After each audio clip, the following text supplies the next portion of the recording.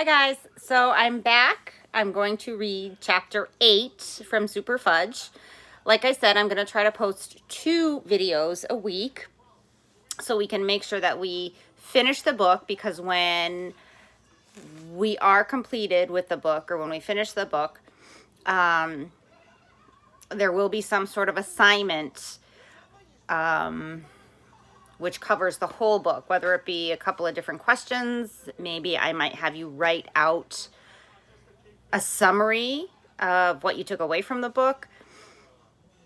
So I'd like that to be maybe like your final school project before the last day of school on June 15th. So I want to make sure we're able to get it done. But this is chapter 8, Naturally Fortified. And I did peek ahead. I do kind of like to see how long the chapters are, so I know how long it's going to take to download. But this one I'm doing directly onto YouTube, so hopefully that time won't matter. But this chapter is a little bit long, so I'm going to begin. Naturally Fortified. I want to be a ghost for Halloween, Fudge said. A scary, scary ghost. I think we can arrange that, Mom said. She was feeding Tootsie purple mush from a jar. Tootsie lets half of every spoonful ooze right back out of her mouth, so that Mom has to scrape it off her face and start all over again. It takes 3 tries to finish off one baby spoonful. Feeding Tootsie can be an all-day project. What about you, Peter? Mom asked. What do you want to be for Halloween? 6th graders don't wear costumes, I said. Really? Mom said. When I was in 6th grade. That was a long time ago, I said, interrupting her. 100 years or more, Fudge asked. Not quite, Mom said. What's Tootsie gonna be for Halloween? Fudge asked. A baby, I told him. Ha ha, Peta, Fudge said, laughing. You're funny. Every time Fudge laughs, Tootsie laughs too. And when she laughs with her mouth full, she really makes a mess. So now she had plums all over her face, plums drooling down onto her bib, plums stuck in her hair, plums covering her rattle, which she banged on her tray as she laughed, plums everywhere. Turtle hangs around when Mom is feeding Tootsie. He's developed a taste for baby food. Mom says it isn't good for him. He needs to chew up hard food to exercise his teeth and jaws. And once a week, I give him a special tablet to help his bad breath. Lately, he has had the worst dog breath. I'm glad Sheila Tubman isn't around to tell me how bad my dog smells, because this time she'd be right. Fudge says Turtle should rinse twice a day with Precious Breath, this new blue mouthwash that's advertised on TV. Fudge is very big on commercials. He memorizes all of them, and when we go to the supermarket, he drives us up the wall, reciting his dumb jingles about why we should buy this product instead of that one. My father spends his mornings at the university library and works at home in the afternoon. How's the book coming? I asked him one day when I got home from school. Slowly, Peter, very slowly. I'm still gathering information. I hope to finish my research by Christmas and start the actual writing after the holidays. Fudge stood in the doorway, nibbling a piece of cheese. Dr. Seuss can write a book in an hour, he said. How do you know that? I asked. I don't, but I'll bet you he can, Fudge said. 1 fish, 2 fish, red fish, blue fish. Do you like green eggs and ham? I do. I like them, Sam, I am. Okay, all right. That's enough, I said. Boys, I'm trying to work now, Dad said. Do you think you could move to another room? Later, we were watching the 6 o'clock news when Fudge's favorite commercial came on the air. Oh, look, he said. It's my dancing cats. And he put down his Lego toys and watched. Everybody knows that cats can't really dance. I told him it was just a lot of fancy camera work. Shut up, Peter, he said. Then he turned to Dad. They have cat food commercials and dog food commercials and people food commercials. So how come they don't have bird food commercials? That's a good question, Fudge, Dad said without really answering it.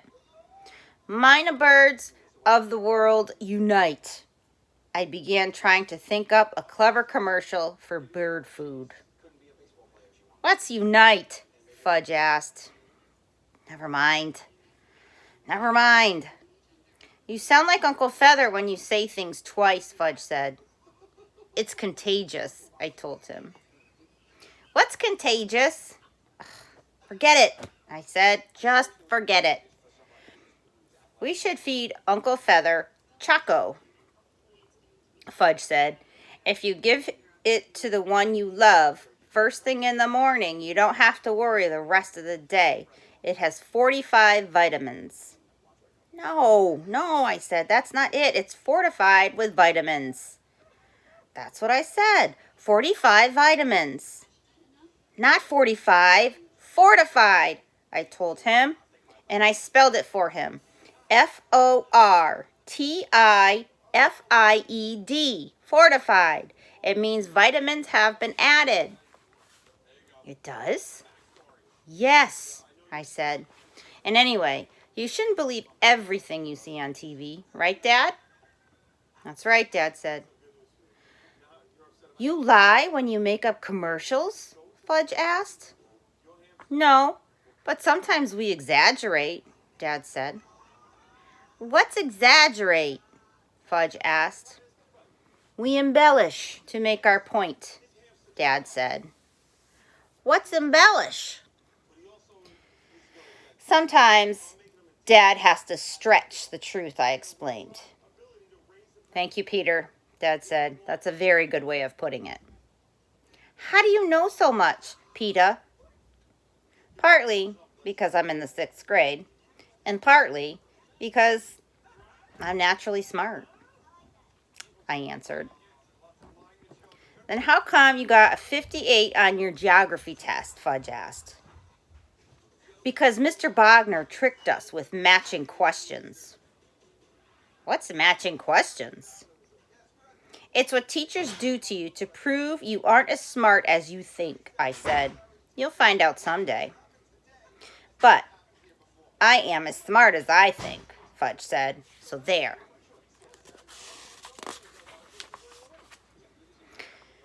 I wasn't about to get into an argument over that one. On Friday afternoon, Alex and I were downtown. We stopped off at the movie theater to have a look at the display of Superman photos. I had already seen Superman in New York, but Alex had missed it. So we decided that when it comes to town, we'll try to go and see it together. Next to the movie theater was an art gallery. There was something familiar about one of the paintings in the window. It was all white, with 2 black circles in the middle and a red square in the upper left-hand corner. I know that painting, I said to Alex. It doesn't look like much to know, Alex said. I snapped my fingers. I can't snap right now. That's a Frank Fargo painting. Alex shrugged. Who's Frank Fargo? My father's friend. I was over when he was working on it. Sorry, it's my friend's father. I was over when he was working on it. I said to Alex, let's go in. The only other person in the gallery was a very tall, skinny woman with a neck like a giraffe's and more curly hair than I'd ever seen. She was really good looking. I liked the way she walked, with her head high and her back straight. Hello, what can I do for you? She asked us. We were wondering about that painting in the window, I said. The white one with all the circles. It's called Anita's Anger, she said, and it's by Frank Fargo. I told you, I said to Alex, who didn't seem that interested. I know him, I said to Giraffe Neck. He's my friend's father. Really? She asked. Sorry. Oh my goodness. Yes. How much does it cost? Alex asked. $2,500, she told him. What? Alex said. For that? Yes. He's becoming quite famous. But it's nothing, Alex argued. I'll bet I could paint the same thing in an hour. Just like Dr. Seuss can write a book in an hour, I muttered. What's that got to do with it? Alex asked. Nothing. Forget it. It may look simple, she said, but I assure you, it takes a lot of talent to paint that way. That night, I asked my parents if they knew that Frank Fargo was becoming famous. Yes, Dad said. Didn't you? No. Nobody ever told me. Nobody ever tells me anything. Mom and I are considering one of his paintings. It's in a gallery downtown. That white thing with the black circles and red square, I asked. That's the one, Dad said. Do you like it? I don't know, I said. It sure does cost a lot. That's the problem, Dad said. But now that I'm going back to work, Mom began, looking up from her needlepoint. You're going where? I said. Back to work, she told me. I've been offered a part-time job by Dr. Monroe, a dentist in town. I thought you were sick of teeth, I said. I thought you wanted to study art history. Art history will have to wait, Mom said. For now, I've decided to be more practical. I looked at Dad. It's because of the book, I thought. That stupid book. You wouldn't have to be practical if Dad was president of the advertising agency, would you? Peter! Mom sounded angry. That's not a very thoughtful thing to say. I didn't care if she felt angry, because I did too. It's all right, Anne, Dad said. I think I know what Peter's getting at. He'd like me to be president of the agency. Right, Peter? Well, sure. Who wouldn't want his father to be president? But I don't want to be president of the agency, Dad said. And you've got to try to understand that. I do want to write my book.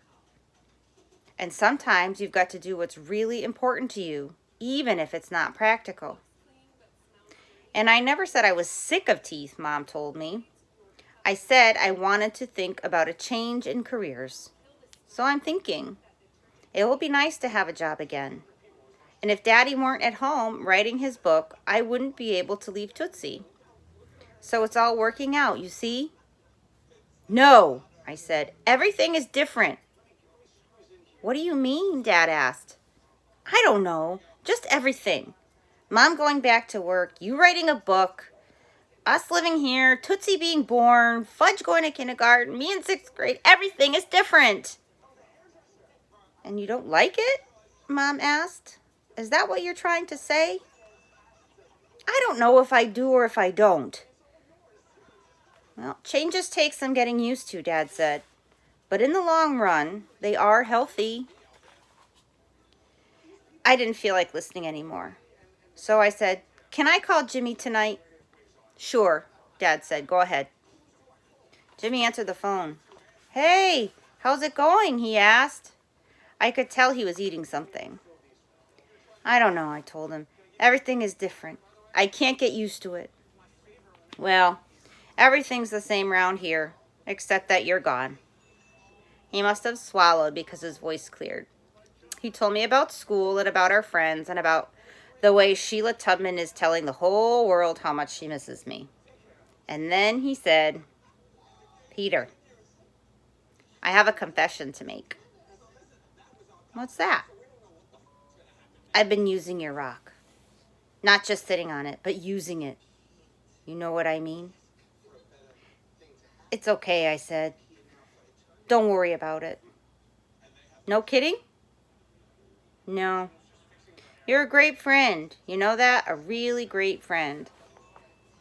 I have a confession to make too, I said. I've been using my Kreskin's crystal. Not just looking at it, but using it to get to sleep at night. Oh, he said. So I guess we're even. I guess so. But he didn't sound as if I were the world's greatest friend anymore. I saw a painting by your father today, I told him, ready to change the subject. The white one with the black circles and the red square. Oh, that one, he said. My father painted that one right before my mother left for Vermont. One night, they had this big fight, and she threw red paint on the canvas. That's how the red square got there. And that's why it's called Anita's Anger.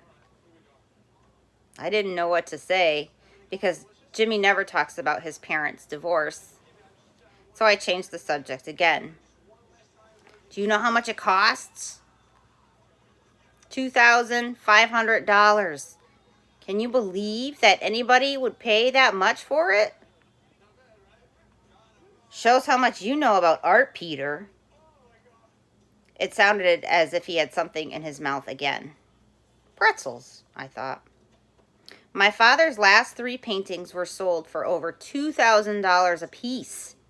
So before you go around opening your fat mouth, you should find out what you're talking about. And he hung up. Great. Just what I needed. My best friend hanging up on me. He'll probably call back in 10 minutes, I thought. But he didn't. I waited until Halloween afternoon to call him. It's me, I said. I'm sorry. About what? He asked. You know, about the price of your father's paintings. Oh, that. It just so happens that my parents are thinking about buying it. Which one? You know, Anita's Anger. Oh, that one. You should tell them to buy a different painting. Anita's Anger is a ripoff. Even my father said so. But you said... I know what I said. For a minute, neither of us spoke. Finally, I asked, so, what are you doing for Halloween? The usual, he said. Nothing. How about you? I'm taking Fudge trick-or-treating. How'd you get roped into that? I volunteered. You volunteered? I think he was chewing gum this time. You weren't kidding when you said everything's changed.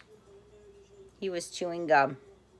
I could tell he was blowing a bubble, and I thought I heard the pop when the bubble broke. My mother and father were surprised when I told them I'd take Fudge trick-or-treating, but Alex said he'd come along with me as long as he didn't have to walk next to Fudge or hold his hand crossing the street or anything gross like that. Besides, we planned to take him out early, bring him home, and then go out by ourselves. And I knew how badly he wanted to go with us, and not with Mom or Dad, like all the kindergartner babies. Alex called for me at 6:30, and when I saw him, I couldn't believe it. He was wearing a costume. A sheet decorated with black circles and one red square. I'm Anita's Anger, he said. You like it? He turned around a couple of different times, holding out his arms. It's different, I said. What are you? He asked. Me? I said. I was wearing jeans and a flannel shirt. The same clothes I'd worn to school that day. He's a 6th grader, Fudge said. And Tootsie's a baby, and Turtle's a dog, and Mommy's a mommy, and Daddy's a daddy, but I'm a scary, scary ghost. Ooh. Fudge swooped across the room. You mean you're not going to wear a costume? Alex said. Not even a mask? Sure I am. I said, it's upstairs. Wait a minute, and I'll go get it. I raced up the stairs and found Mom changing Tootsie. Where's Fudge's disguise? I asked her. She looked blank. The one he sent away for. 4 cereal box tops and 25 cents. Oh, that disguise, Mom said, sprinkling baby powder on Tootsie's backside. I'm not sure. But Mom, I need it. I need it right away, so please try to remember. I thought you said you weren't dressing up this year. Well, I changed my mind, and Alex is downstairs waiting. Let's see, Mom said, fastening Tootsie's clean diaper. It could be in with Fudgy's toys. He's always liked that disguise. Look in his closet, in the red toy box. I ran down the hall to Fudge's room and threw open his closet door. The red toy box. Let's see. Here it is. I dragged it out and rummaged through it. And there at the very bottom, in a Pepperidge Farm cookie box, were the black eyeglass rims attached to the rubber nose and the stick-on beard and mustache. I also found an old hat that once belonged to Grandfather Hatcher. I smoothed it out, put it on, along with Fudge's disguise. I checked myself in the bathroom mirror, then ran downstairs. That's mine, Fudge hollered when he saw me. I'm just borrowing it for a few hours. No, I said. Okay, then you don't get to go trick-or-treating with me and Alex. You can go with Daddy like all the other kindergarten babies. Goodbye. I flung off the glasses and rubber-nosed, tossed them aside, and acted like I was really going to leave without him. No, come back, he cried. Come back, Peter. Not unless I can wear the disguise. Okay, you can wear it, but it's still mine, right? Yeah, sure. It's still yours. I looked over at Alex, who was shaking his head. Alex still can't figure out my family. We grabbed our UNICEF boxes and our pillowcases to hold our loot, and we left. We worked our way up one side of the street, then down the other. When we got close to Mrs. Muldaur's house, Alex said, maybe she'll give us some worms for a treat. Worms? Fudge said. Yeah, Alex told him. She's very big on worms. So is Uncle Feather, Fudge said. Uncle Feather is a bird, I said. Why does everyone keep saying that? Fudge asked. I know Uncle Feather is a bird. He was quiet for a minute. Then he said, what does she do with her worms? You know, she eats them, Alex said. Really? Fudge asked me. We think so, I told him. We walked up the path to Mrs. Muldaur's house, and Alex rang the bell. If she gives us worms, we can feed them to Uncle Feather, Fudge whispered. Shh, I told him. Mrs. Muldaur opened the door. She was wearing a jogging suit. Well, she said. What a little cute ghost. I'm not cute. I'm scary, Fudge told her. Ooh. Mrs. Muldaur clutched at her chest. Oh my, you are a scary ghost. Hi, Mrs. Muldaur, Alex said.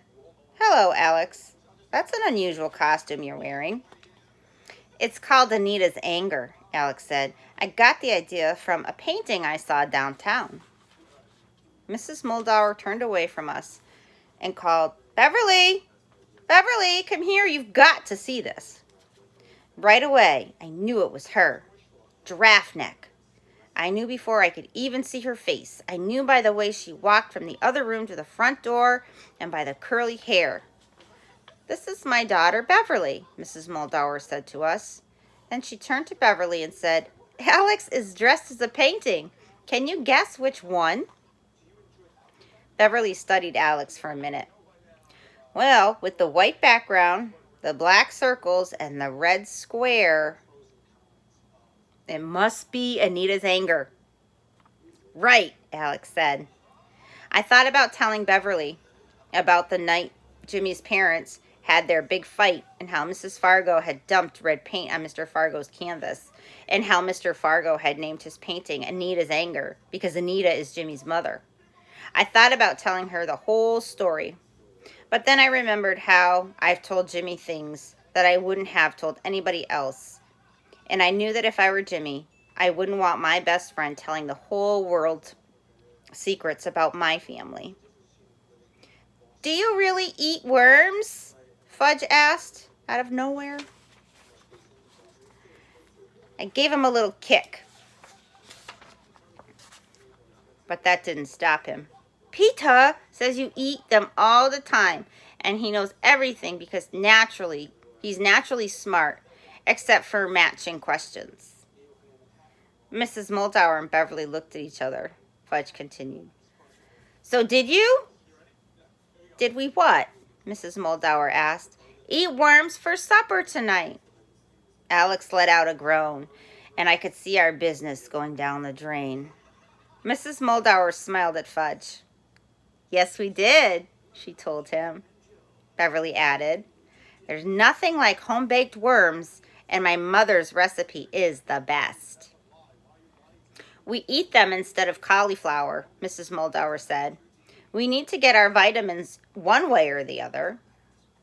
Are your worms fortified? Fudge asked. Alex groaned again. My worms are naturally fortified, Mrs. Moldauer said. They're chock full of vitamins. No preservatives, nothing added, just the real thing.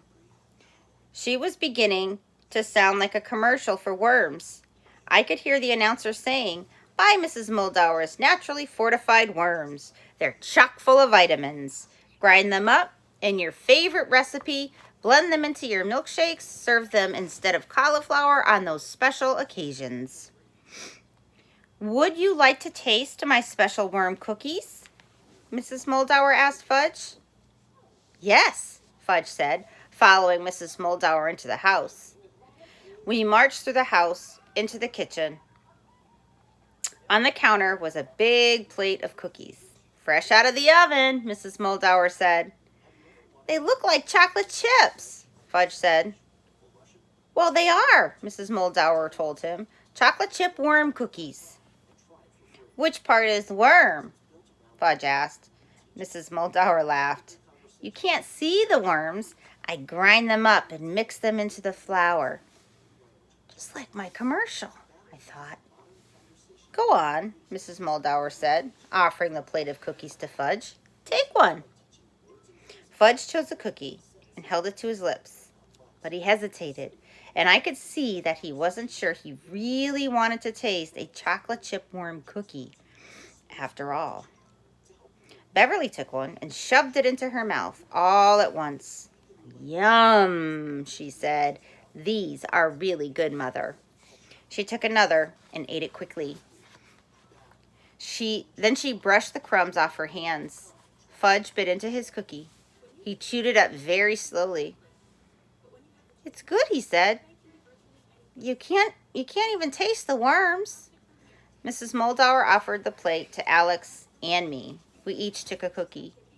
Fudge asked if he could have another, and Mrs. Moldauer said she'd do better than that. She'd wrap a little package of cookies for him to take with him.